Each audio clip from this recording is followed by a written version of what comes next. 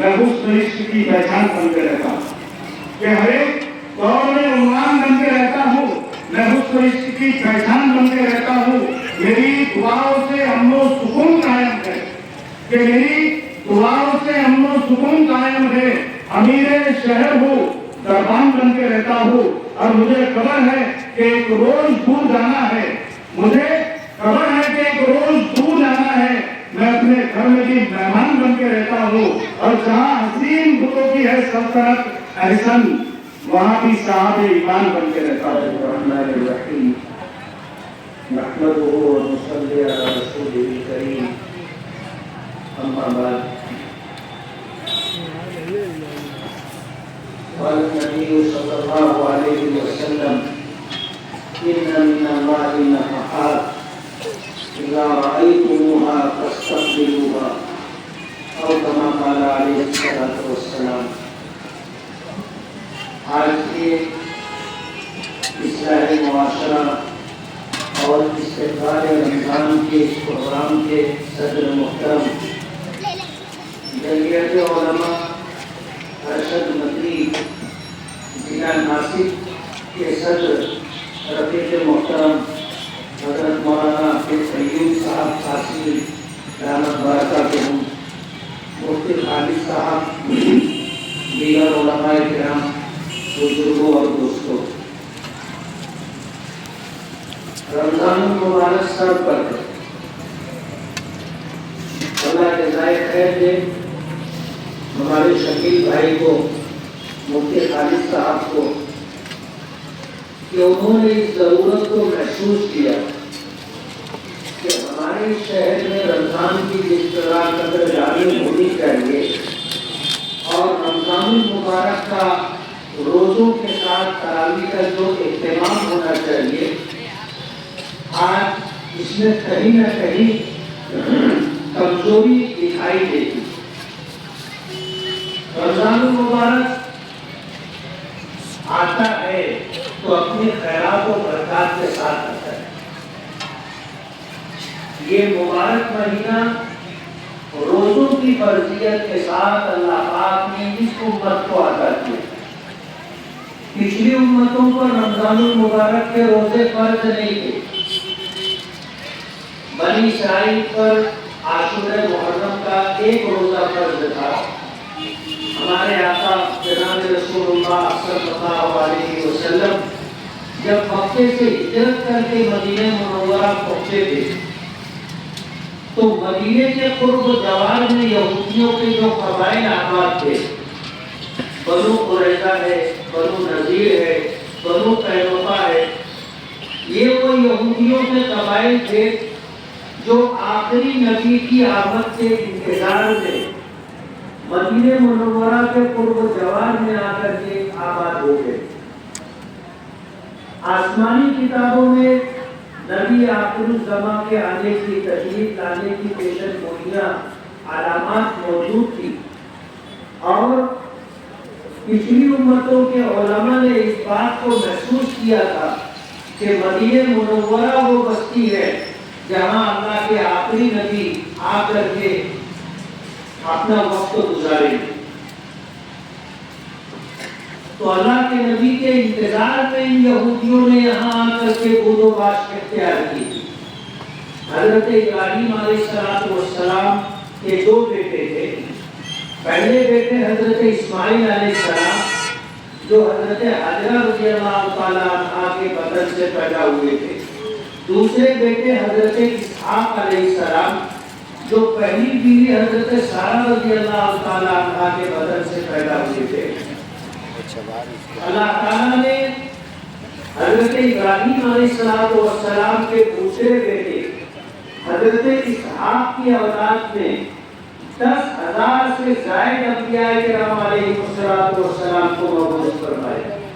حضرت اسحاق کی اولاد میں حضرت یعقوب تھے جن کا لقب تھا اسرائیل، اور حضرت یعقوب کے بیٹوں میں حضرت یوسف علیہ السلام بھی تھے جن کی خوبصورتی دنیا میں ضرب المثل۔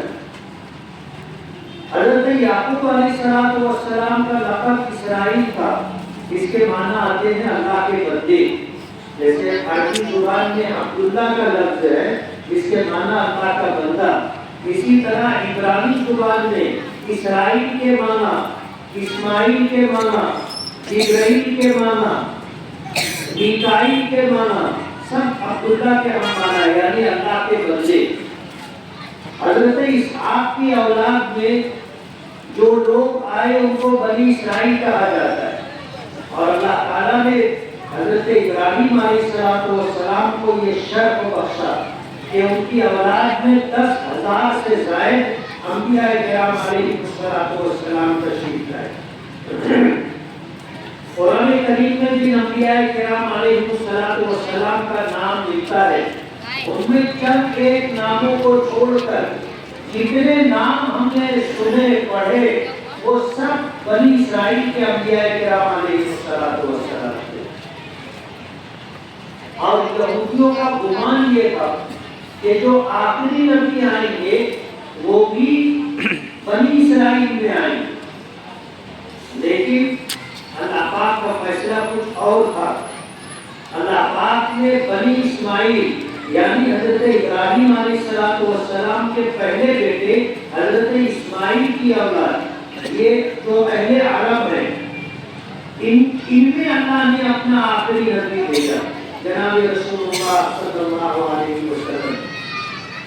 وقت کم ہے تو بہت تفصیل میں نہیں جاؤں گا، بتانا یہ ہے کہ یہودیوں نے یہ سمجھا تھا، ان کا گمان یہ تھا کہ آخری نبی بھی بنی اسرائیل میں آئے گے، لیکن جب اللہ پاک نے اپنا آخری نبی بنی اسماعیل میں بھیجا تو یہودیوں نے آپ کو نبوت قبول کرنے سے انکار کیا، آپ پر ایمان لانے سے انکار کیا، حالانکہ آپ ہی کے عمل کے انتظار میں مدینہ منورہ کے جوان میں آ کر کے آپ یہودی آباد ہو گئے تھے۔ اللہ کے رسول صلی اللہ علیہ وسلم جب ہجرت کر کے مدینہ منورہ تشریف لائے تو آپ نے دیکھا کہ بنی اسرائیل عاشورہ محرم کا روزہ رکھتے۔ امام بخاری رحمۃ اللہ علیہ نے لکھا کہ آپ نے علماء بنی اسرائیل سے پوچھا کہ تم عاشورہ محرم کا روزہ کیوں رکھتے ہو؟ تو انہوں نے بتایا کہ اللہ پاک نے کسی بھی حضرت موسیٰ علیہ السلام اور بنی اسرائیل کو فرعون کے ظلم و ستم سے نجات دلائی اور فرعون غرق ہوا تھا، تو ہم اس کے شکرانے میں یہ روزہ رکھتے، اور یہ بتایا گیا کہ یہ روزہ بنی اسرائیل پر فرض تھا۔ نبی کریم صلی اللہ علیہ وسلم نے خود بھی روزہ رکھا اور اپنی امت کو بھی عاشورہ محرم کا روزہ رکھنے کی تلقین کی، اور آپ نے یہ فرمایا کہ نحن احق بموسیٰ منکم، تمہارے مقابلے میں ہم حضرت موسیٰ علیہ السلام کی ابتدا کرنے کے زیادہ حقدار ہیں۔ لیکن ایک تاریخ ساز جملہ آپ نے قیامت تک آنے والے اپنی امت کو دیا کہ ہمیں کسی کام میں یہود و نصارہ کی مشابہت نہیں اختیار کرنی، حالانکہ روزے کا عمل بہت اچھا عمل ہے، اور اس میں اگر اہل کتاب سے مشابہت ہو جائے، یہود و نصارہ سے مشابہت ہو جائے تو کوئی بظاہر خرابی کی بات نہیں ہے، لیکن اللہ کے رسول صلی اللہ علیہ وسلم ہمیں یہ تعلیم دینا چاہتے تھے کہ یہود و نصارہ کی مشابہت کسی بھی صورت میں اختیار کرنا اللہ کے نبی کی منشا کے خلاف ہے اور شریعت اسلامیہ کے مزاج کے خلاف ہے۔ تو آپ نے فرمایا کہ بنی اسرائیل عاشورہ محرم کا روزہ رکھتے ہیں اور ایک روزہ رکھتے، ہم دو روزہ رکھتے ہیں، 9 محرم اور 10 محرم کا روزہ رکھیں گے، یا 10 محرم کے ساتھ اگلا دن 11 محرم، ایسے 2 روزہ رکھیں گے تاکہ ہم نے اور بنی اسرائیل کے روزوں میں فرق ٹھیک کر دیا ہے کہ وہ ایک روزہ رکھتے ہیں اور ہم 2 روزہ رکھتے ہیں۔ اللہ کے رسول صلی اللہ علیہ وسلم نے خود بھی 2 روزے رکھے اور آپ نے اپنی امت کو بھی 2 روزہ رکھنے کی تاکید فرمائی، اور آج بھی الحمدللہ ہم اپنے نبی کی تعلیم کے مطابق عاشورہ محرم کے روزے کے ساتھ ایک روزہ آگے یا ایک روزہ پیچھے ملا کر کے ہم 2 روزہ رکھتے ہیں۔ حضور پاک صلی اللہ علیہ وسلم نے روزہ رکھا سن 2 ہجری میں مدینہ منورہ میں رمضان المبارک کے روزوں کی فرضیت کا حکم آئے کہ ایمان والوں پر روزے فرض کیے گئے، اور روزے اس لیے فرض کیے گئے تاکہ تم میں تقویٰ پرہیزگاری پیدا ہو۔ اللہ پاک کا کرم ہے، اور اس امت پر اللہ پاک کے انعامات میں سے ایک بہت بڑا انعام یہ ہے کہ اللہ نے اس امت کو عمر کم دی۔ یہ دنیا بظاہر رونق کی جگہ ہے، لیکن یہ ہمیشہ رہنے کی جگہ نہیں ہے۔ اس شخص کے لیے جو اللہ کے احکام کی تابعداری کرتا ہو، نبی کریم صلی اللہ علیہ وسلم کی سنتوں کی اتباع اور پیروی کرتا ہو، اور زندگی کے کسی شعبے میں آزادی کے ساتھ اپنے دن نہ گزارتا ہو، اس کے لیے یہ دنیا مشقت کی جگہ ہے۔ اسی لیے حدیث پاک میں آتا ہے کہ یہ دنیا مومن کے لیے قید خانہ ہے اور کافر کے لیے جنت ہے۔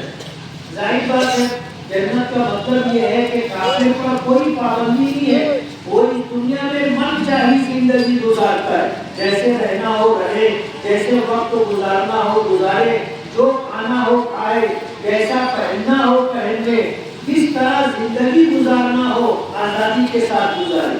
ایک وہ شخص جو جنت میں رہے گا وہ آزاد رہے گا۔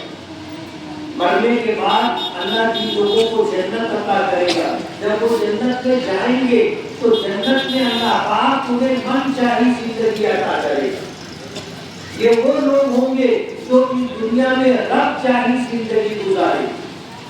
میرے پروردگار نے جیسا چاہا ویسا میں بن کر کے رہ کر کے زندگی گزاروں گا، تو جنت میں جانے کے بعد اللہ پاک مجھے من چاہی زندگی عطا کرے گا۔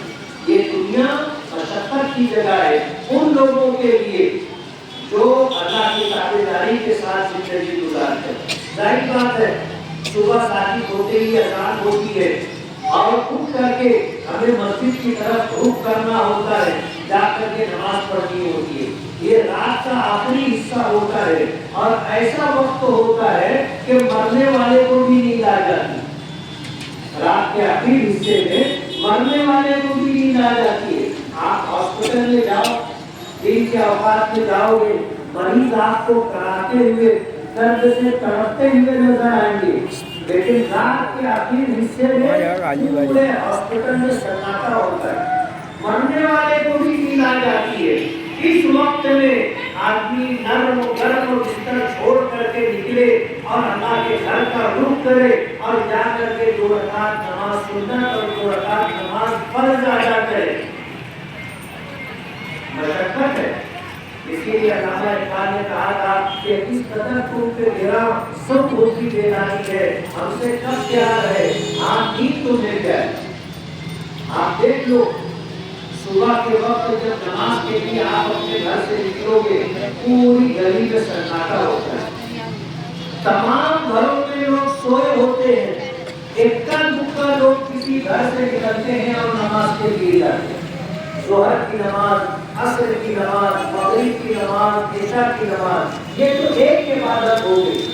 اللہ پاک نے ہماری صبح سے لے کر کے رات سونے تک جو احکامات ہمیں عطا کیے ہیں، ان احکامات کی پاسداری کر کے زندگی گزارنا مشکل تھا، اور یہ رب چاہی زندگی گزارتا ہے کہ میرے پروردگار نے جو چاہا جیسا چاہا میں ویسی زندگی گزاروں گا۔ اب رب چاہی زندگی گزارنا اور من چاہی زندگی کو چھوڑنا مشکل تھا۔ اللہ پاک نے اس دنیا میں نبی کریم صلی اللہ علیہ وسلم کی امت کو کم وقت دیا، عمر کم دی۔ حدیث پاک میں آتا ہے نبی کریم صلی اللہ علیہ وسلم نے فرمایا اعمار امتی ما بین 60 و 70، میری امت کی اوسطاً عمر 60-70 سال۔ بچپنا نکال دیجیے، جوانی نکال دیجیے، بچتا کیا ہے؟ یہ تھوڑا سا وقت ہمیں دنیا میں گزارنا ہے، اور یہی وقت اگر ہم اس دنیا میں اللہ کی طاعت اور فرما برداری کے ساتھ گزارتے ہیں تو ہمیں اللہ پاک پر قیامت کے لیے جنت عطا کریں گے اور جنت میں من چاہی زندگی عطا کریں گے۔ میں جو بات سمجھانا چاہتا ہوں، بتانا چاہتا ہوں کہ یہ ہمیں تو عمر اللہ پاک نے کم دی ہے، یہ اللہ تعالیٰ کے انعامات میں سے ایک انعام۔ بنی اسرائیل کے مطابق آتا ہے اللہ نے بڑی لمبی لمبی عمریں عطا کی، جیسے فرعون حضرت موسیٰ علیہ السلام کے زمانے میں تھا، اور اس کے مطابق آتا ہے کہ اس نے 400 سال سے زیادہ زمانہ بادشاہت کرتے ہوئے گزارا، اور 400 سال کے عرصے میں کبھی اس کو کوئی بیماری لاحق نہیں ہوئی، حتیٰ کہ اس سے کبھی سر درد بھی نہیں ہوا۔ اب جب کوئی بیماری نہیں ہوئی تو اس کو یہ غلط فہمی ہو گئی کہ میں ہی پرور دے گا۔ قرآن کریم بتاتا ہے کہ اس نے اس بات کا دعویٰ کیا تھا کہ اللہ ربکم الاعلیٰ، کہ میں تمہارا سب سے بلند و بالا پروردگار۔ لوگوں سے کہتا تھا کہ میری پوجا کرو، میری پرستش کرو، میری عبادت کرو۔ اس نے خدائی کا دعویٰ کیا۔ بتانا یہ ہے کہ پچھلی امتوں کو اللہ پاک نے لمبی لمبی عمریں دی۔ اصحاب کہف کے مطابق آتا ہے کہ اپنی بستی میں تھے، صاحب ایمان تھے، اور بستی والے ان کی دعوت اور ان کی تبلیغ کی مخالفت کرتے تھے۔ ایک وقت آیا وہ اذیت اور تکلیف دینے لگے تو یہ اپنی جان، اپنا مال اور اپنا دین بچانے کے لیے بستی چھوڑ کر کے نکلے۔ ایک غار میں جا کر کے تھوڑا وقت گزارنے کے لیے پہلے کھانا میں نیند مسلط کر دی۔ قرآن پاک بتاتا ہے کہ اللہ پاک نے جب نیند مسلط کی تو 309 سال تک سوتے، 309 سال تک سوتے، اور جب بیدار ہوئے آ کر دیکھا تو بستی کا حلیہ بدل چکا تھا۔ آپ کسی شہر میں جاؤ اور 10 15 20 سال کے بعد جاؤ تو آپ کو پتہ چلے گا کہ شہر کتنا بدل چکا ہے۔ یہ تو 309 سال کے بعد انہوں نے دیکھا کہ شہر تو بالکل حلیہ بدلا ہوا ہے شہر کا، لیکن اللہ پاک نے ان کے ذریعے سے بستی والوں کو ایمان عطا کرنے کا فیصلہ کیا۔ تو پچھلی امتوں کو اللہ پاک نے لمبی لمبی عمریں دی۔ ایک مرتبہ نبی کریم صلی اللہ علیہ وسلم نے اس بات کا تذکرہ کیا کہ بنی اسرائیل میں ایک شخص تھا جس نے 500 برس تک اللہ کی عبادت اور فلک جھپٹنے کے برابر بھی نافرمانی نہیں کی۔ صحابہ کرام نے جب اس بات کو سنا تو انہیں اس بات کا احساس ہوا کہ ہماری تو کل عمر 60-70 سال ہے، اس میں بچپنا نکال دیا جائے، سونے کا وقت نکال دیا جائے، کمانے کا وقت نکال دیا جائے، آنے کا وقت نکال دیا جائے، سیر و تفریح اور رشتے داریوں کے آنا جانا، خوشی غمی کے مواقع، اگر یہ سب نکال دیے جائیں اور ہم اگر دیکھیں تو 60-70 سال کے اندر ہمارا کتنا وقت عبادت میں گزرا۔ حساب کرنے والوں نے حساب لگا کر کے دیکھا تو 2 سال 2.5 سال کا زمانہ عبادت میں گزرا۔ کافی حد تک کے حساب کر لیں، تھوڑا حساب کرو تو آپ کو بھی سمجھ میں آئے۔ 2.5 سال کا زمانہ ہمارا عبادت میں گزرا، اور ان لوگوں کا جو 5 وقت کی نماز پڑھتے اور جو 5 وقت کی نماز بھی نہیں پڑھتے، ان کا تو 2.5 سال کا زمانہ بھی عبادت میں نہیں گزرے گا۔ تو صحابہ کرام کو احساس ہوا کہ 500 برس کہاں اور یہ ہمارے چند سال کہاں۔ اس بات کا احساس ہوا تو کرنے لگے کہ اللہ کے رسول ہم تو ان کی برابری عبادات میں کر ہی نہیں سکتے۔ اللہ پاک نے اپنے محبوب نبی کو جب اپنے محبوب نبی نے فریاد کی تو فریاد پر اللہ پاک نے اس امت کو 5 وقت کی نمازیں دی، رمضان المبارک کا روزہ دیا، اور ہر وہ کام جو سنت کے مطابق کیا جائے اسے عبادت کا درجہ دیا۔ جب رمضان المبارک آیا تو نبی کریم صلی اللہ علیہ وسلم نے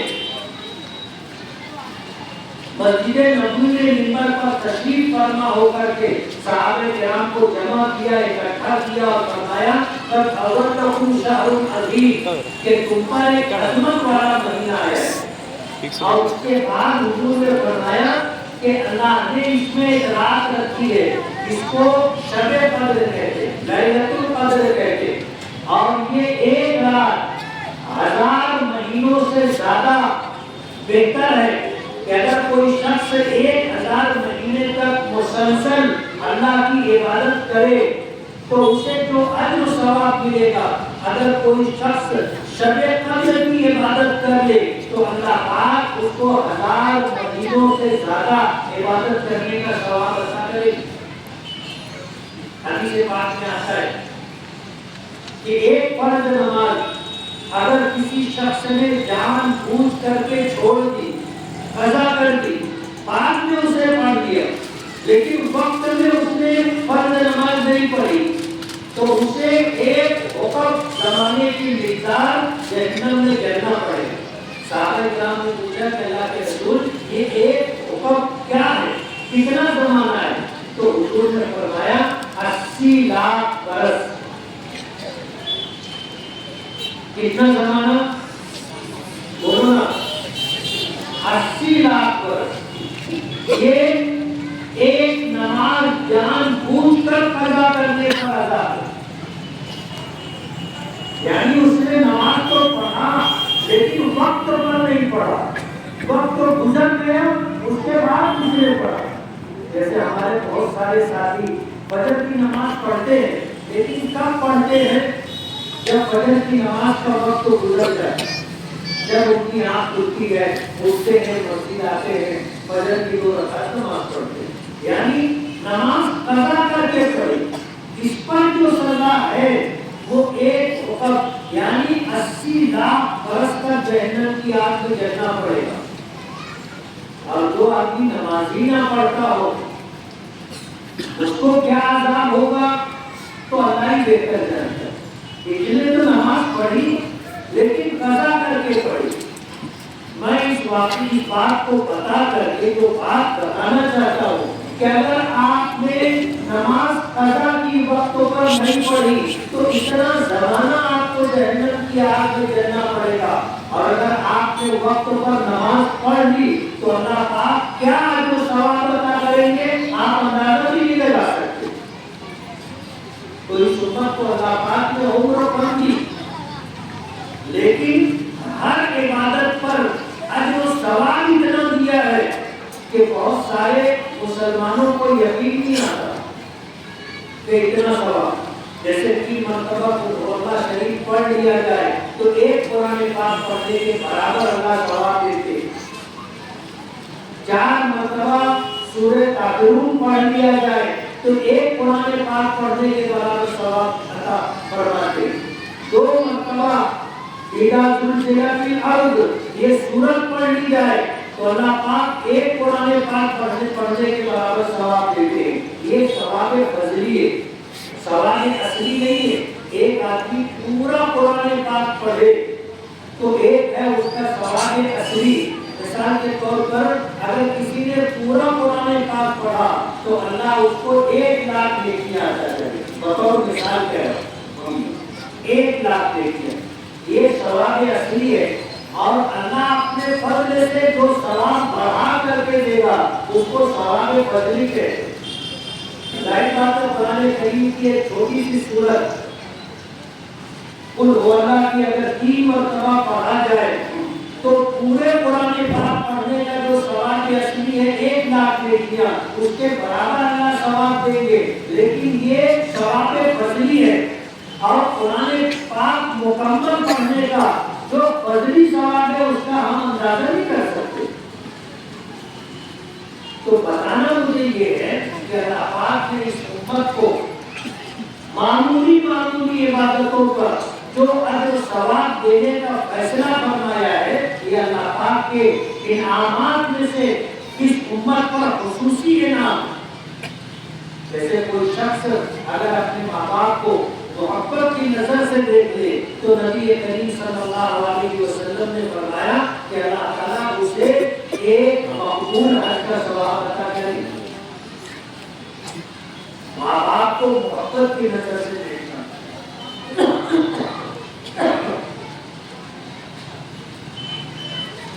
اور یہ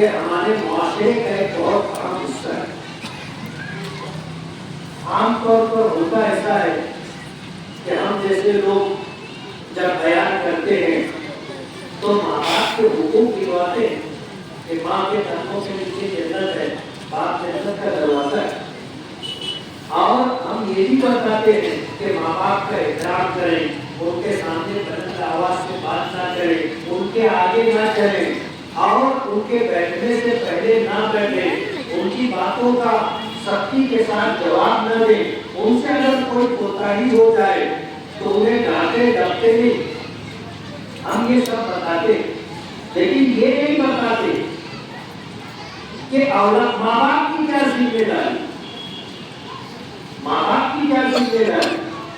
آج ماں باپ اپنے حقوق کا مطالبہ کرتے ہیں اور اپنے حقوق کے مطالبے میں وہ پیش رہتے ہیں، لیکن ماں باپ اولاد کا حق ادا کرنے کی کوشش نہیں کرتے۔ آج جو سماج میں برائیاں آ گئی ہیں، ان برائیوں کی سب سے بڑی وجہ یہ ہے کہ اللہ نے ہمیں اولاد کی نعمت دی تو ہم نے اولاد کا حق ادا نہیں کیا۔ ہم نے اولاد کی تعلیم و تربیت کی فکر نہیں کی، یہ اولاد کا حق ہے۔ حضرت عمر فاروق رضی اللہ تعالیٰ عنہ کا زمانہ تھا، ایک بوڑھے شخص آئے اور آ کر اپنے بیٹے کی شکایت کی کہ میں جوان تھا، یہ بچہ تھا، میں کماتا تھا، ان پر خرچ کرتا تھا، آج میں بوڑھا ہو گیا اور یہ کمانے کے قابل ہو گیا ہے، یہ میرا حق ادا نہیں کرتا۔ ظاہر بات ہے وہ خیر القرون کا زمانہ ہے، یعنی دنیا میں سب سے بہترین لوگ جس زمانے میں تھے وہ زمانہ حضور کا زمانہ تھا، وہ زمانہ صحابہ کرام کا زمانہ تھا، وہ زمانہ تابعین کا زمانہ، سب سے بہترین زمانہ۔ ظاہر بات ہے اس وقت اگر یہ صورتحال تھی تو حضرت عمر فاروق نے ضرور اس کو نوٹ کیا ہوگا، اور جب باپ نے شکایت کی تو حضرت عمر فاروق رضی اللہ تعالیٰ عنہ نے بیٹے کو بلایا، ماں بلا کر کے فرمایا کہ تیرے باپ نے تیری شکایت کی، تو اپنے باپ کا حق ادا نہیں کرتا، ان کی خدمت نہیں کرتا۔ تو اس نوجوان نے حضرت عمر فاروق رضی اللہ تعالیٰ عنہ سے عرض کیا کہ امیر المومنین آپ مجھے یہ بتائیں کہ اولاد کا بھی ماں باپ پر کوئی حق ہے؟ تو حضرت عمر فاروق نے فرمایا کہ ہاں ہے۔ پوچھا کیا حق ہے؟ فرمایا کہ سب سے پہلا حق یہ ہے کہ جب بچہ پیدا ہو تو اس کے کان میں اذان اور اقامت کے کلمات پڑھے جائیں اور اس کا اچھا نام رکھا جائے اور اس کی اچھی تعلیم و تربیت کی جائے، یعنی اس کو تعلیم بھی دلائی جائے اور اس کی تربیت بھی کی جائے۔ اور ایک جملہ جو حضرت عمر فاروق نے فرمایا کہ اپنے بچے کے لیے اچھی ماں کا انتخاب کرے۔ جب حضرت عمر فاروق خاموش ہو گئے تو اس نوجوان نے امیر المومنین سے اجازت مانگی کہ امیر المومنین میں کچھ کہہ سکتا ہوں؟ تو حضرت عمر فاروق نے اسے کہنے کی بولنے کی اجازت دی۔ تو اس نوجوان نے حضرت عمر فاروق سے کہا کہ امیر المومنین میرے باپ نے میرا نام ایسا رکھا ہے جس کا ترجمہ ہوتا ہے بھولا۔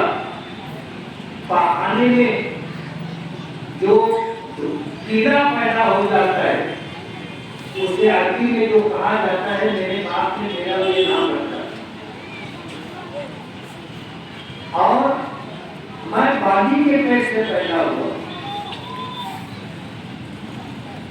اور میرے باپ سے میری تعلیم و تربیت کی کوئی فکر نہیں، نہ مجھے پڑھایا اور نہ مجھے سماج اور معاشرے میں رہنے کے آداب سکھائے، بس میں ایسے ہی پڑھا ہو گیا۔ میرے ماں باپ نے میرے باپ سے میرے لیے کوئی حق ادا کرنے کی فکر نہیں کی۔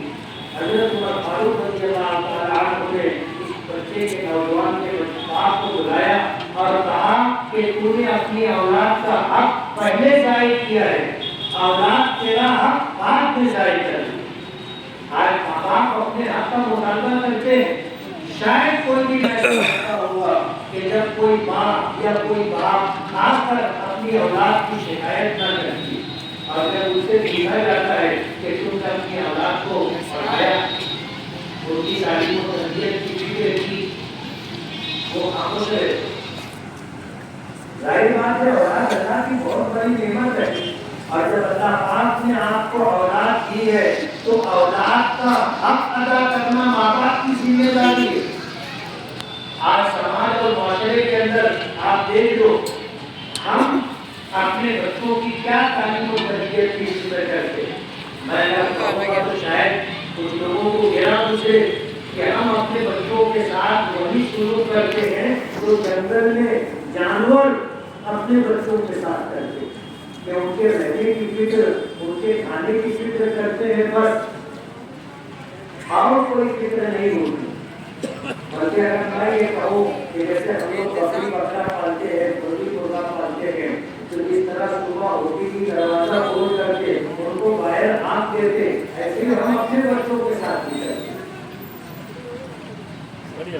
ہم بھی جو ہے اپنے گھر میں جو بچے ہوتے ہیں ان کو بھی باہر ہانک دیتے، وہ گلی محلے میں شور کرتے دیتے رہتے ہیں، گالی گلوچ کرتے ہیں، جھگڑا کرتے رہتے ہیں۔ ہم اپنے بچوں کی تعلیم و تربیت کی کوئی فکر نہیں کرتے۔ ہوتا کیا ہے کہ پوری گلی، پورا محلہ ہمارے بچوں سے پریشان رہتا ہے۔ یہ بچے شور شرابہ کرتے رہتے ہیں، بچے تو بچے بڑے بھی گھر چھوڑ کر کے ہوٹلوں پر اور چوک چوراہوں پر بلا بجے بیٹھے رہتے، جبکہ نبی کریم صلی اللہ علیہ وسلم نے فرمایا کہ تیرا گھر تیرے لیے کشادہ ہے، یہ تیرے لیے زیادہ بہتر ہے۔ یعنی ہم اپنا وقت اپنے گھر میں گزارے۔ آج حالات کیسے ہو گئے، نہ گھر کے بڑے گھر میں رہتے ہیں اور نہ ہم بچوں کو گھر میں رہنے دیتے ہیں۔ ماں باپ ان کو باہر ہانک دیتے، جاؤ اسے باہر کھیلو۔ باہر کھیلو کا مطلب یہ ہے کہ ہم نے ان کو ہانک کے باہر کر دیا۔ باہر جا کر کے وہ کیا کرتے ہیں ہم اور آپ سب اپنی آنکھوں سے دیکھتے ہیں۔ اپنے بچوں کی تعلیم و تربیت کی کوئی فکر نہیں ہے۔ ہوتا یہ ہے کہ آج پورا سماج، پورا معاشرہ، کیا بڑے اور کیا چھوٹے، سبھی بے راہبری کا شکار ہے۔ آج نشہ عام ہو گیا، غنڈہ گردی دادا گیری عام ہو گئی۔ ہم دیکھ کے حیران اور پریشان ہیں کہ یہ ایسے پتلے پتلے دبلے دبلے بچے کتا گولی، گانجا، دیگر نشے کے عادی ہو گئے، اور اگر ان کو پیسہ نہ ملے تو یہ لوٹ مار کرتے، کسی کا موبائل چھین لیتے ہیں، کسی کو قتل بتا کر کے پیسہ چھین لیتے۔ آج شہر میں ایک عام سی بات ہوتی، پورا شہر اس بات کو لے کر کے پریشان ہے۔ سماج، معاشرہ اگر بنتا ہے تو اولاد کی تعلیم و تربیت سے، خاندان اگر بنتا ہے تو اولاد کی تعلیم و تربیت سے۔ ہم نے اولاد کی تعلیم و تربیت کی کوئی فکر نہیں کی۔ آج صورتحال یہ ہے کہ ہمارے معاشرے میں بچے تو ہیں لیکن کوئی مثالی بچہ نہیں ملتا، ایسا بچہ جس کو مثال کے طور پر بتایا جائے کہ دیکھو یہ کتنا پڑھنا بتا ہے، یہ کتنا نیک ہے، یہ سماج میں رہتے ہوئے بڑوں کی اطاعت کرتا ہے، چھوٹوں کے ساتھ مہربانی سے پیش آتا ہے، کسی پڑوسی کو اس سے کوئی تکلیف نہیں ہے، ایسا بچہ آپ گھومنے جاؤ گے تو آپ کو نہیں ملے۔ بچے بے شمار ہیں لیکن اچھے بچے نہیں۔ تو ماں باپ اپنے بچوں کی تعلیم و تربیت نہیں کرتے، اور تعلیم و تربیت نہ کرنے کی وجہ سے آج پورا سماج، پورا معاشرہ بدنام ہے۔ چوری ہمارے بچے کرتے ہیں، لوٹ مار ہمارے بچے کرتے ہیں، نشہ ہمارے بچے دیکھتے ہیں، استعمال کرتے ہیں۔ میرا سٹی پولیس اسٹیشن میں کام سے جانا ہوا تو میں نے دیکھا وہاں پر 8-10 نوجوان بچے اور 2 بوڑھے ہریے روڈ پہ بیٹھے ہوئے۔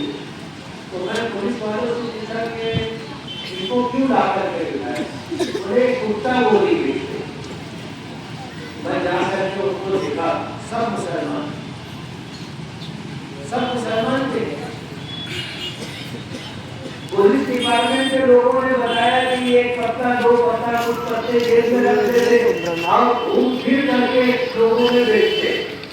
اب ظاہر بات ہے جب اس طرح بیچا جائے گا تو پولیس ڈپارٹمنٹ بھی پریشان ہے کہ کس کو پکڑے، پتہ ہی نہیں چلتا نا کہ کون کتا گولی بیچ رہا ہے اور کون خرید رہا ہے۔ اور یہ وہ لوگ تھے جو بیچتے تھے، ظاہر بات ہے کسی نے ان کو دیا ہوگا کہ یہ لے جاؤ بیچو۔ کچھ لوگ باہر سے لاتے ہوں گے، ہول سیلر ہوتے ہیں، پھر اس میں ریٹیلر ہوتے ہیں، اور پھر اس کے بعد یہ قسم کے لوگ ہوتے ہیں۔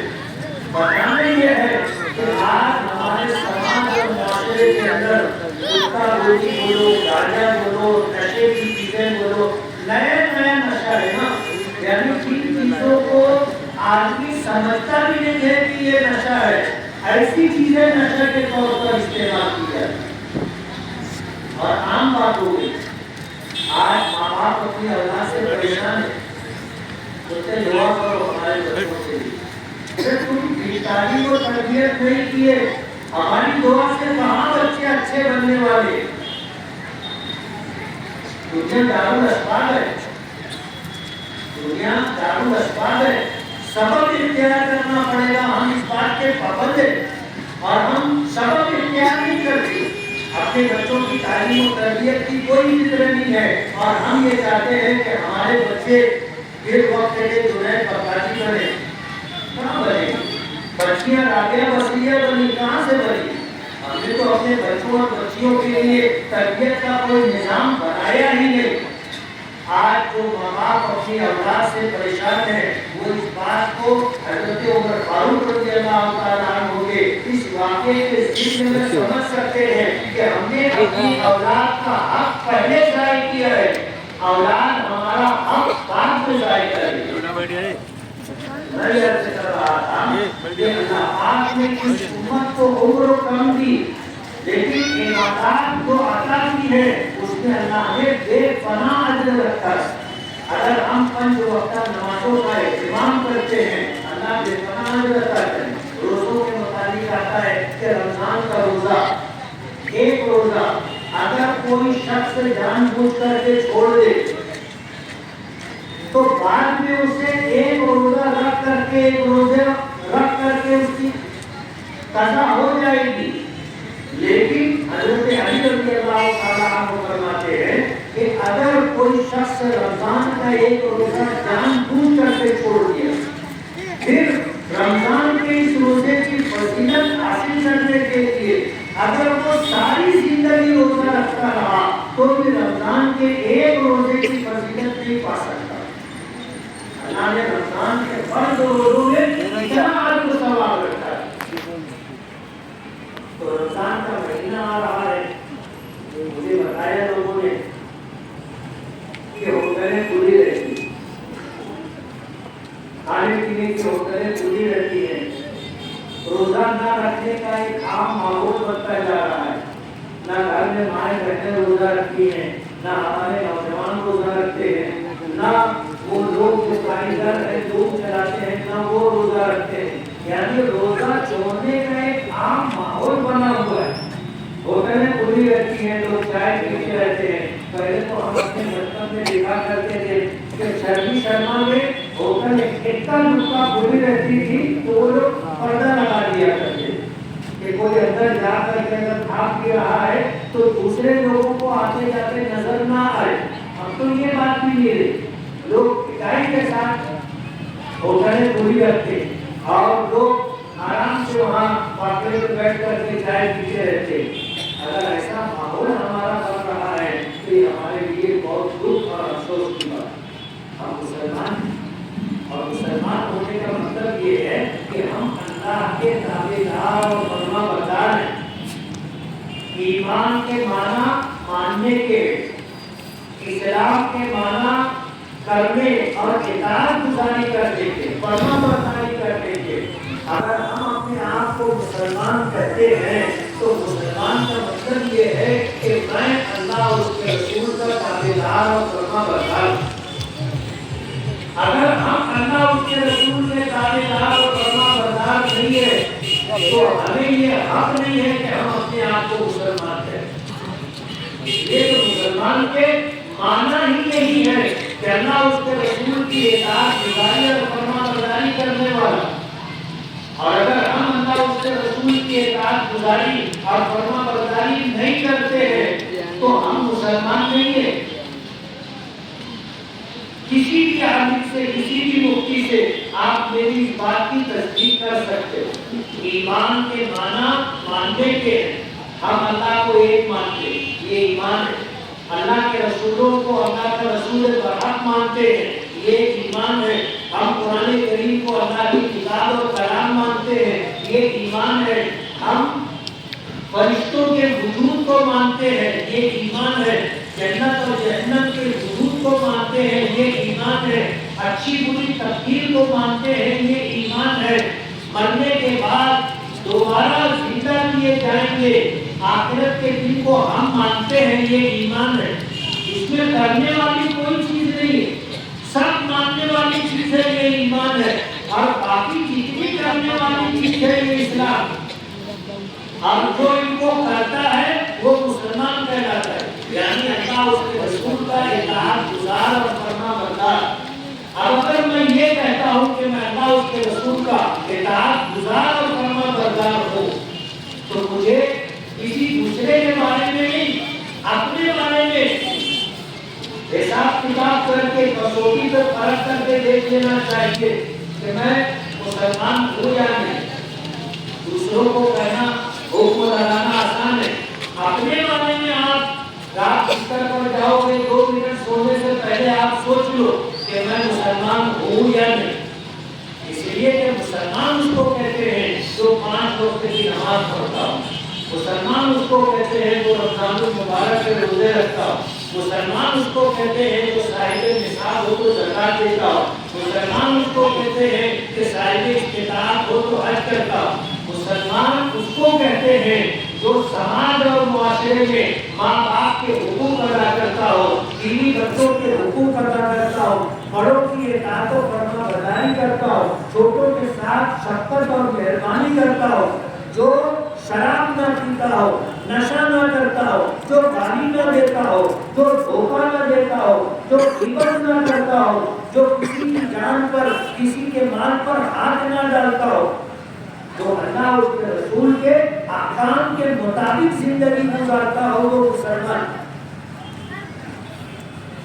اور اگر ایسی زندگی ہماری نہیں ہے تو ہم دھوکے میں ہیں، ہم دھوکے میں ہیں کہ ہم اپنے آپ کو مسلمان سمجھ رہے ہیں۔ مسلمان وہ ہوتا ہے جو اللہ اور اس کے رسول کا تابعدار و فرما بردار۔ ایمان ایک الگ چیز ہے، اسلام ایک الگ چیز ہے۔ ایمان، جس کے پاس ایمان ہوگا اس کو مومن کہیں گے، اور جس کے پاس اسلام ہوگا یعنی اللہ اس کے رسول کی اطاعت اور فرما برداری کرنا اس کے خمیر میں ہوگا، اس کے 24 گھنٹے اللہ اس کے رسول کی اطاعت و فرما برداری میں گزرتے ہوں گے، وہ مسلمان ہوگا، اس کو مسلم کہا جائے۔ دونوں الگ چیز ہے، مومن ہونا الگ چیز ہے، مسلم ہونا الگ چیز ہے، اور ہم لوگوں کو معلوم نہیں۔ آج جو صورتحال ہے، دکھ کے ساتھ کہنا پڑتا ہے کہ اسلامی تعلیمات کے مطابق غیر مسلم لوگ اپنا وقت گزارتے ہیں، غیر مسلم لوگ اسلامی تعلیمات کے مطابق زندگی گزارتے ہیں، اور مسلمان اس طرح زندگی گزارتا ہے کہ اس کو دیکھ کر کے یہ کہنا مشکل ہے کہ یہ مسلمان۔ رمضان المبارک کی آمد ہے، میں نے عربی کی عبارت پڑھی کہ اللہ پاک کی طرف سے رحمت کے دھوکے چلتے ہیں، ان من اللہ نفحات، اللہ پاک کی طرف سے رحمت کے دھوکے چلتے ہیں، اذا رأیتموها فاستقبلوها، جب تم اسے دیکھو تو اس کا استقبال کرو۔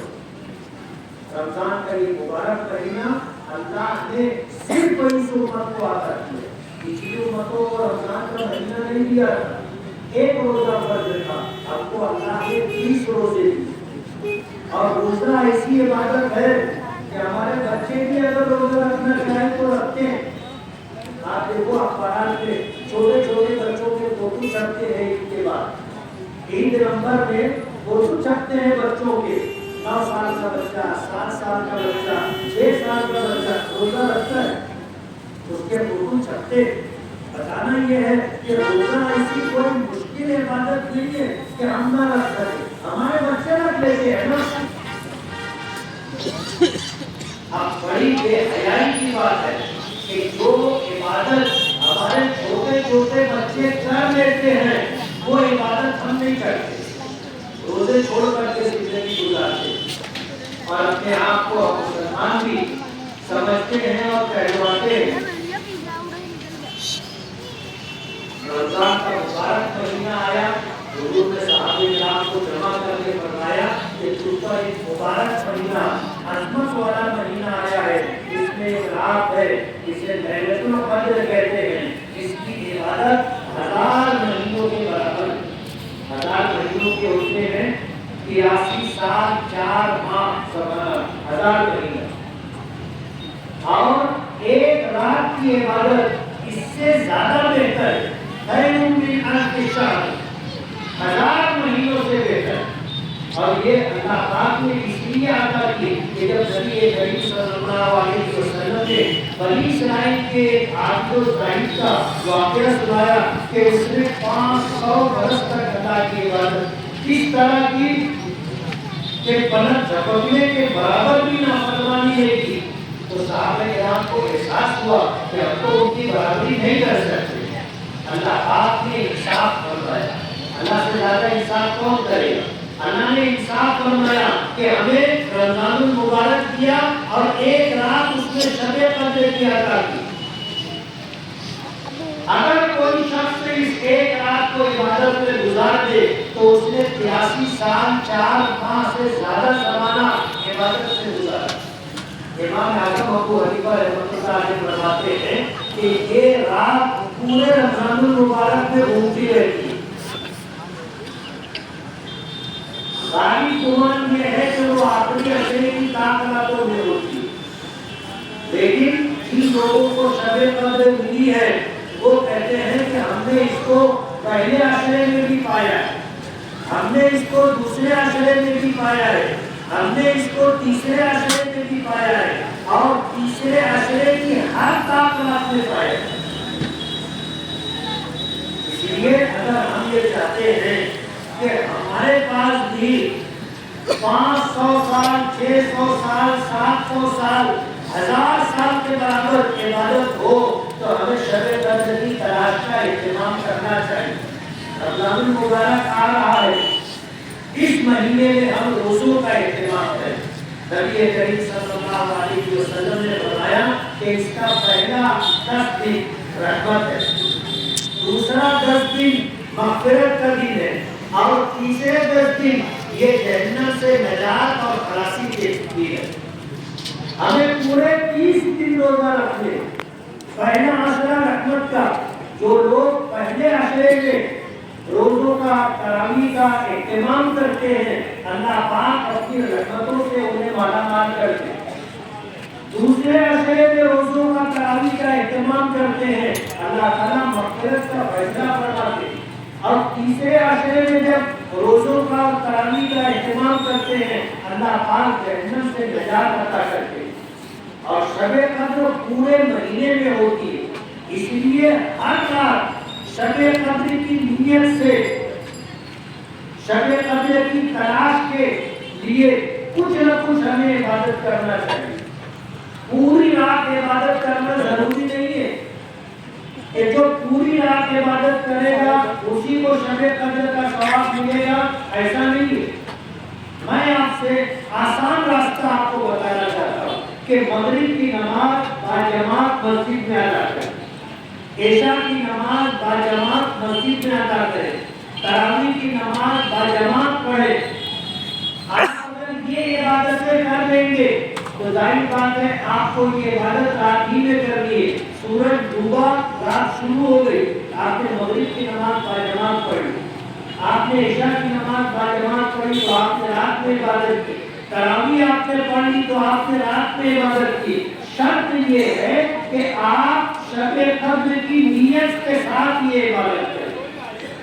اس لیے کہ نبی کریم صلی اللہ علیہ وسلم کا ارشاد ہے کہ تمام اعمال بالنیات، تمام اعمال کا دار و مدار نیتوں پر ہے۔ وَإِنَّمَا لِكُلِّ امْرِئٍ مَّا نَوَىٰ، اور ہر ایک شخص کو وہی ملتا ہے جس کی اس نے نیت کی۔ اس لیے شب قدر حاصل کرنے کی نیت سے آپ دونوں فرض نمازیں باجماعت مسجد میں ادا کرنے کا اہتمام کریں، تراویح کی نماز باجماعت ادا کریں اور شب قدر کی تلاش کے اعتبار سے نیت کر کے ادا کریں۔ پورے مہینے جس رات میں بھی شب قدر ہوگی آپ نے اہتمام کیا ہے، آپ کو شب قدر مل جائے گی۔ اب آپ سوچو اگر کسی نے 10 رمضان مبارک میں اس کا اہتمام کر لیا تو گویا 830 سال سے زیادہ زمانہ اس نے اللہ کی عبادت میں گزارا۔ ایک شب قدر اگر اسے ملی تو 83 سال 4 ماہ سے زیادہ زمانہ اس نے اللہ کی عبادت میں گزارا۔ بہت بڑا ہے، بڑھنا ہے، کوئی ہمیشہ رہنے کے لیے نہیں آئے۔ روزانہ لوگ مرتے، روزانہ بچوں کی پیدائش ہوتی ہے، روزانہ انتقال بھی ہوتا ہے۔ ہم آئے ہیں تو ہمیں جانا بھی ہے، کب جانا ہے ہمیں پتہ نہیں، اور جانے کے لیے بیمار ہونا، جانے کے لیے بوڑھا ہونا ضروری نہیں ہے۔ بچوں کا بھی انتقال ہو جاتا ہے، جوان بھی مرتے ہیں، ادھیڑ عمر کے لوگ بھی مرتے ہیں، بوڑھے بھی مرتے ہیں۔ ہمارا کب بلانا آئے گا پتہ نہیں۔ اللہ نے اس امت کو اوسطاً عمر 60-70 سال دی ہے، لیکن اس سے پہلے بھی لوگوں کا انتقال ہو جاتا ہے۔ آپ قبرستان جاؤ، وہاں پر جو مرحومین آتے ہیں، میت آتی ہے، اس کی انٹری ہوتی ہے۔ آپ وہاں پر دیکھو 50 سال کے آس پاس زیادہ لوگ مر رہے ہیں۔ 60-70 سال تو زیادہ ہو گیا نا، 10 سال 20 سال زیادہ ہو گیا، لوگ 50 سال کی عمر میں زیادہ تر مر رہے ہیں۔ 50 سال کی عمر کے لوگ مر رہے ہیں، تو کب بلانا آ جائے گا پتہ ہے۔ اور یہ دنیا عارضی ٹھکانہ ہے، کوئی ہمیشہ رہنے کے لیے نہیں آیا۔ ہم ایمان والے اور مسلمان اسی وقت کہلائیں گے جب ہمارا یہ ایمان اور عقیدہ ہو کہ مرنے کے بعد دوبارہ زندہ ہونا ہے، اللہ کی بارگاہ میں پیشی ہے، زندگی بھر کے اعمال کا حساب و کتاب دینا ہے، پھر یا تو ٹھکانہ جنت ہوگا یا ٹھکانہ جہنم ہوگا۔ اگر ہم اس بات کو مانتے ہوں گے تو ہم مسلمان ہیں، اور اگر نہیں مانتے ہوں گے تو ہم مسلمان نہیں۔ اگر ہم مسلمان ہیں اور مرنے کے بعد دوبارہ زندہ ہونا ہے، اس بات کو مانتے ہیں تو حساب و کتاب کو بھی ماننا ہوگا، اور حساب و کتاب کو جب مانتے ہیں تو اس زندگی میں ہم نے جتنے اچھے برے کام کیے ہیں، یہ سارے اعمال کا حساب و کتاب ہمیں اللہ کی بارگاہ میں جا کر کے دینا ہے۔ یہ دنیا ہمیشہ رہنے کی جگہ نہیں ہے، عارضی ٹھکانہ ہے ہمارا۔ جب عارضی ٹھکانہ ہے تو جہاں ہمیں ہمیشہ رہنا ہے وہاں کے لیے ہمیں اہتمام کرنا ہوگا، تیاری کرنی ہوگی۔ اللہ پاک نے رمضان المبارک کا مہینہ ہمیں عطا کیا ہے۔ نبی کریم صلی اللہ علیہ وسلم رجب کے مہینے سے دعا کرتے تھے، اللہم بارک لنا فی رجب و شعبان وبلغنا رمضان، کہ اللہ ہمیں ہمارے لیے رجب اور شعبان میں برکت عطا فرما اور ہمیں رمضان المبارک تک پہنچا دے۔ ابھی رمضان المبارک کے آنے میں چند دن باقی، آپ دیکھ لینا رمضان آنے سے پہلے بہت سارے لوگوں کا انتقال ہو جائے، انہیں رمضان نہیں ملے، پتہ نہیں ہمیں ملتا ہے کہ نہیں ملتا ہے۔ اگر اللہ نے رمضان اپنے فضل سے عطا کر دیا تو اس رمضان کی ہمیں قدر کرنی اور اس طرح قدر کرنی ہے کہ ہمیں رمضان کے روزوں کا اہتمام کرنا ہے۔ روزہ رکھیں گے نا، آج اٹھاؤ کتنے لوگ رکھیں، اللہ آسان کرے۔ روزوں کا اہتمام، तरावी का जमात कितने लोग पढ़ेंगे? प्रशासन के साथ कुछ दिली के साथ तरावी पढ़ने का बोल समझ करके नहीं, आप अंदाजा नहीं कर सकते कुरान करीम की तिलावत पर अल्लाह क्या आदेश देते। आम दिनों के मुताबिक आता है कि अगर कुरान करीम हम नाज़िला देख करके पढ़ते हैं तो हर हर ऊपर एक नेकी, और अल्लाह अपने फजल से एक नेकी को 10 नेकी की शक्ल दे देता है। 10 नेकी हर हर ऊपर। यही कुरान पाक अगर नमाज में पढ़ा जाए तो हर हर ऊपर कम से कम 100 नेकी मिलती है। उलमाए किराम से आपने सुना होगा, यही हदीस जो मैंने आपको बताई जो हुजूर ने सहाबे किराम को जमा करके फरमाया, उसमें ये भी फरमाया कि इस महीने में अगर कोई नफल इबादत करता है तो उसको फर्ज के बराबर अल्लाह सवाब देते। और इस महीने में रमजान में अगर फर्ज इबादत अदा करता है तो बाकी 11 महीनों में 70 फर्ज अदा करने पर जो सवाब मिलता है, रमजान में एक फर्ज की अदायगी पर अल्लाह उतना सवाब देता है। आप सोचो कि जब तरावी में हम कुरान पाक पढ़ते हैं या तरावी में कुरान पाक को सुनते हैं तो हर हर ऊपर कम से कम 100 नेकी, और रमजान में जो इबादत की जाती है वो 70 गुना बढ़ जाता है। 70 गुना तो सवाब बढ़ जाता है। अब 100 को अगर 70 से ज़रब देंगे तो 7000 हो गया, यानी कम से कम एक हर ऊपर 7000 नेकियां अल्लाह अता करेंगे। और 12, सवा 12, 1.5 पारा एक तरावी में पढ़ा जाता है। आप अगर हुरूफ गिनोगे तो आप परेशान हो जाओगे कि कितने हुरूफ हैं। और हर ऊपर अल्लाह पाक कम से कम रमजान मुबारक के एतबार से 7000 नेकियां देते। और इखलास की बुनियाद पर अल्लाह अजर सवाब को बढ़ाते। मैं आपको ये पैगाम देने आया, रमजान मुबारक का महीना है, आप इस महीने को इस तरह गुजारे कि शायद हमें इस महीने के बाद अगला रमजान न मिले। इस एक महीने को आप इस तरह वसूल करो, रोजों के जरिए, फर्ज नमाजों की बाजमात अदायगी के जरिए, तरावी के जरिए, कुरान करीम की तिलावत के जरिए, अल्लाह के जिक्र के जरिए, इस्तिग़फ़ार के जरिए आप करो। इस्तिग़फ़ार करते रहोगे, अपने गुनाहों की माफी अल्लाह से मांगते रहोगे। एक महीना आप अगर आपने सही मानों में इबादत कर ली, जिंदगी में इंतजाम आ जाएगा। और ये एक महीना हमारी आखिरत बनाने के लिए इंशाअल्लाह काफी हो जाएगा। करेंगे रमजान मुबारक का इख्तिताम। इलाके के एतबार से बहुत सारी शिकायतें इस्लाम माशरा के उन्वान पर लंबी गुफ्तगू की जा सकती है। माँ बाप के हुकूक को अदा करना, माँ बाप अपने बच्चों की तालीम और तरबियत करें। जुआ खेला जाता है, सट्टा खेला जाता है, आंकड़ा लिखा जाता है, लोग नशा और चीजें बेचते हैं, इस्तेमाल करते हैं, माँ बाप को दूसरे पड़ोसियों को तकलीफ देते हैं। ये सारी शिकायतें हमारे महल्लों में पाई जाती है। आज हमारे मुआशरे में ये चीजें आम हो गई हैं। इनकी इस्लाह की जरूरत है। जमीयत उलमा की खिदमत है और जमीयत उलमा के सदर हज़रत मौलाना सैयद असद मदनी नव्वरल्लाहु मरकज़हू, अल्लाह उनके कब्रों पर करोड़ों रहमतें नाज़िल फरमाए। उन्होंने अपने जमाने में साल में 10 दिन इस्लामी मुआशरा की तहरीक शुरू करवाई। आज वो दुनिया में नहीं है, लेकिन जमीयत उलमा पाबंदी के साथ इस्लामी मुआशरा का 10 दिन का प्रोग्राम तो करती ही है। 10 दिन से ज्यादा भी इस्लामी मुआशरा के प्रोग्राम होते हैं।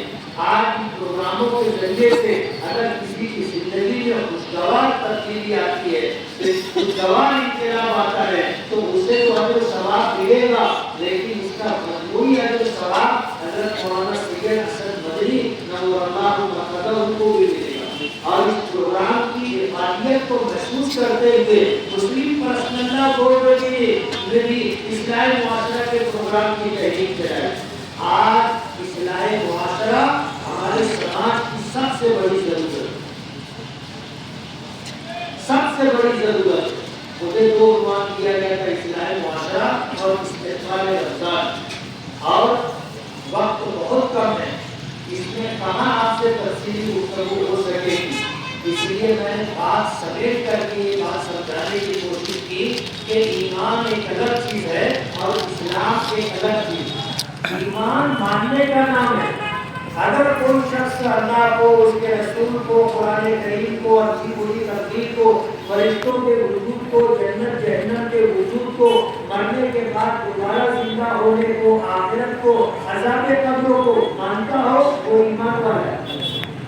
اگر ایک شخص ایمان ابھی لائے، ابھی ایمان لائے اور ان چیزوں کو مان لے اور صبح صادق ہونے سے پہلے اس کا انتقال ہو جائے تو بغیر ایک نماز پڑھے، ایک روزہ رکھے، زکات بغیر دیے، حج بغیر کیے، وہ جنت میں چلا جائے گا. اور اس کو جنت میں لے جانے والی چیز اس کا ایمان ہوگا.